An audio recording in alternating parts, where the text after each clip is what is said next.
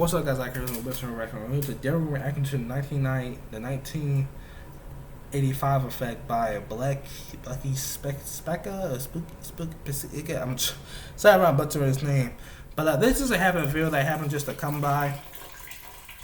Sorry for the noise, guys. But this is a video I just happened to come by. And it was very interesting because I remember when the whole little beef between J. Cole and Lil Pump happened, and he released the KTO album and it was the KO album, you know, and then he released a song in 1985, and just like I remember listening to that track, I was just like, he's not even dissing him, he's just trying to speak wisdom to these little dudes. Cause like what you're doing, you're not gonna be long lasting in this industry. You're just not gonna be about what you're doing. You'll be hot for a while. So be hot, save your money, keep touring, buy some things, invest in yourself. Instead of just going around and buying Gucci, spending this money like it's crazy. Invest in yourself so when you do fall off, you still have the ability to make money. You can still be successful. Cause like you said, by just doing Gucci gang, like it's only gonna be so long for that shit gets annoying. People just stop caring. So I saw this, I thought I want to react to it, so we're going to right into it. Make sure to check out the link below, Chris of Israel, as well as his channel. I own nothing. Please go check him out, like the video, subscribe to him. This is all him. Make sure to check out my social media down below as well. And let me know your thoughts down below in the comment section. We got the reaction, likes, love it, as well as your opinions. I'm going to stop in between to give mine.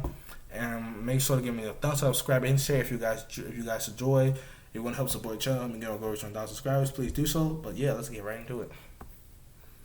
Now, just a message to any and every young rapper out there who's trying to make it in this rap game. Whatever you do, there's something I want you to study very deeply. Now, I would call this something somewhat of a guideline, something that's going to put you in the right direction and most importantly, make you stay in that direction. What exactly am I talking about though? That's something that I'm talking about is 1985 by J. Cole. The 1985 effect has, for the second time, proven itself to be an actual thing. This video was actually inspired by Smokepurpp, the young Florida rapper recently released an album titled Florida Jit, and some of you probably might know exactly what I'm gonna be talking about. At this very moment, Smokepurpp is the rapper a lot of people in the hip-hop community are making fun of. The reason for that is because his album didn't do all that well. Despite having some heavy hitters as features like Denzel Curry, Jack Harlow, and Rick Ross, and of course his friend Lil Pump, the first week sales of the album ended up being 5,000 copies. It's honestly been a while since I've seen numbers that are at this low of a level. The last time I remember that happening was when Tyga did a little over 2,000 copies back in 2015. There's so many things I want to lay out on the table regarding this topic, but let's start with the first point, which is the word fanbase. Smokepurpp has 4+ million followers on Instagram. Now, a rapper like Smokepurpp selling 5,000 copies first week tells me one thing and one thing only. There's a lack of a fanbase when it comes to him. He's not the only rapper who has this issue. More than any time in hip-hop, this is very common right now. So many rappers are popping off left and right. They're getting hundreds and thousands of followers in the matter of weeks, and then fast forward to when they actually drop an album and their so-called fans aren't really there to support them, and that's because they're not really fans.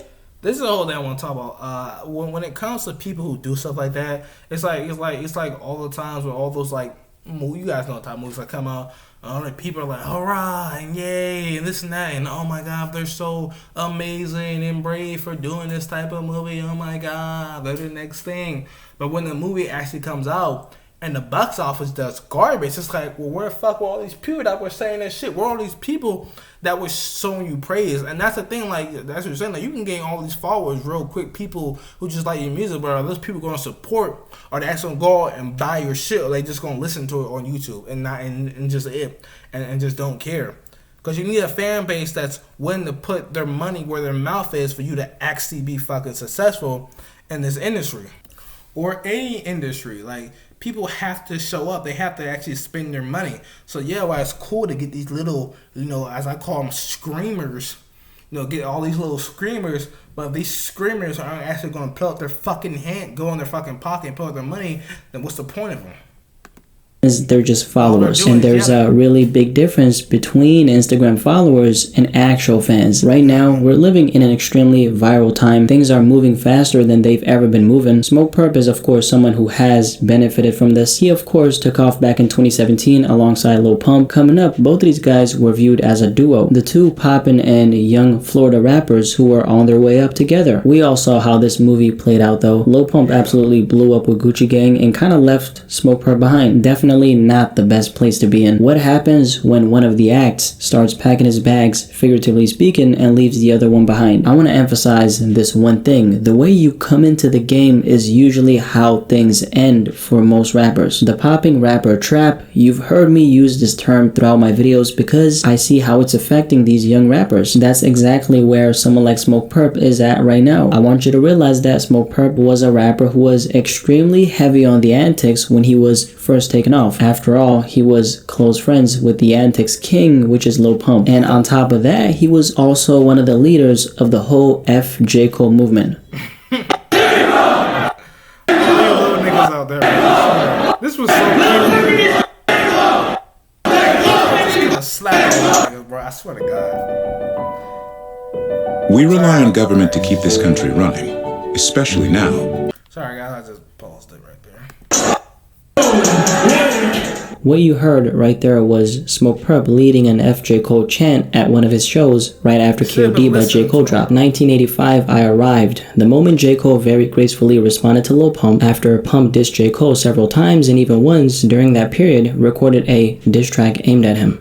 You know J. Cole could have did to him, boy? That's how I know J. Cole's a cool dude. If he wanted to, he could just smack them niggas. Just really destroy them. Then he tried to talk. Smoke Perp was also, of course, included in this 1985 response, but this was mainly aimed at Lil Pump. That's why that J. Cole and Lil Pump interview became a thing later on. By this point, most of us have already seen that interview, but what exactly was the purpose of it? If you ask me, my interpretation, J. Cole wanted to sit down with Lil Pump to understand him. I realized that in time. Right, it was all trolling and shit. Yeah, for sure.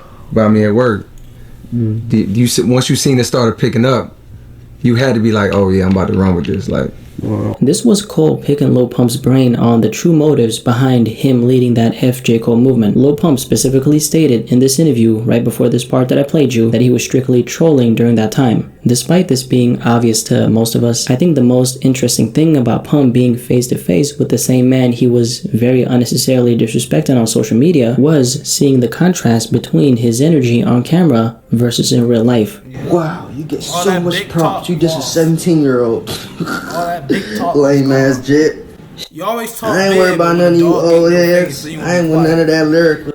I just be having fun with what I do. I think J. Cole played his role in this interview really well. You gotta keep in mind, there was a purpose behind it. Apart from the understanding part of things, there was also another aspect, education. Did you even think it would get to the point of even this, where it's like, or where we would have a conversation, like, and he's one of those rappers who will last long. Never. You either are. Believe it or not, this interview served as validation to J. Cole, because it's one thing to make a song and it's another thing to sit down and school the person you're speaking to on your record in real life. On top of that, he kept the same let me school you but not be condescending energy he had on the song in person as well, and that's consistency. 1985 by J. Cole served as a guide for the young rappers from this generation to follow. Why would a young and poppin' rapper listen to anything J. Cole has to say, you might ask? Well, because he's been that young and poppin' rapper. I remember I was 18, he rapped, playing that big brother role instead of looking down on them. The thing is, 1985 is the guide a lot of young rappers won't or don't follow. This is actually something I kind of understand, because you're supposed to live the way you want to live. What Cole talks about on 1985 is one way of living. Most young and poppin' hip-hop artists don't. That's the thing. Everybody always wants to, live the way we want to live. It's like how teens, eventually we go off and live our own life and we don't listen to what our parents are saying. But it's like, no, sometimes it's okay to listen to like guys. That doesn't mean you have to exactly live your life the way exactly how they planned out, but to use that to make your life better, to use that wisdom they taught you. Like I was saying, like in that song, he was trying to school him. He was telling him to be smart, save your money, buy a house, like do things to invest yourself. Because knowing that you're not going to last too long in this music, especially you keep making the type of music you're going to make, you're not going to last long. So do other things to make sure that you're successful. Because when this music thing happens and like all your money is gone, like what are you gonna do then? That's what I'm saying. It's like, so you don't have to follow them word by word, but to actually take some of the stuff they said and actually use it to the ability to make yourself, like, your life better is what it should be. Like, yes, you should live your own life, but at the same time, it doesn't hurt to learn from the ones that came before you and input some of their advice.